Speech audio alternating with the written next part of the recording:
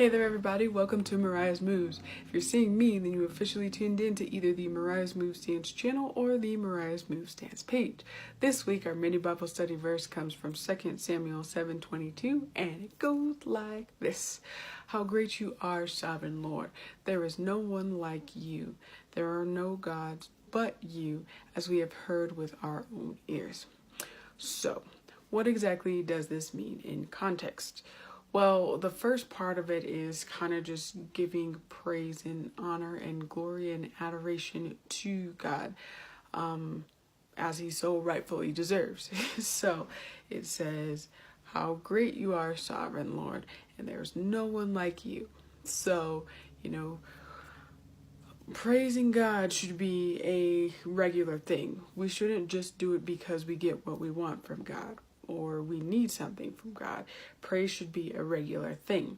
So this is just, okay, God, we know that you're amazing, you're wonderful, you're awesome, and here is all praise due to you. And there's no one like you anywhere, at any time, any place. So that's pretty much what the first part of it is saying. The second part of it is saying, there are no gods but you, as we have heard with our own ears. So oftentimes we idolize things in our lives. We put other things on a pedestal in our lives that we're not supposed to. It could be as simple as, drinking too much pop. That could become an idol in our lives. And people just seek after that pop like crazy. And that's not what we should be doing. We should be putting God first in our lives and having him be the only God in our lives. I know before now, back in the day, if you will, people thought that there were gods for crops and fertility and for, the weather and the seasons or whatever, but that's not true. There's only one God, and that's our God, and that's it. So even those modern day idols that we can make out to be gods aren't gods at all. No one can do what God does, and we have to keep that in mind as we go about our days and weeks and months, because sometimes we lose sight of that. And so God is God. End of story.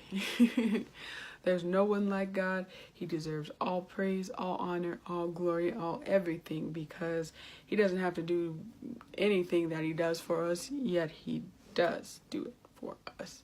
So remember that, guys. Keep that in mind as you go throughout your day.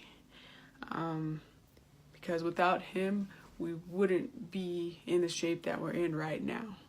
We really wouldn't. We'd be all messed up, jacked up, and torn up from the floor up, So God makes everything possible. God is everything good in our lives, and he's what sustains us. And that thought in and of itself is amazing.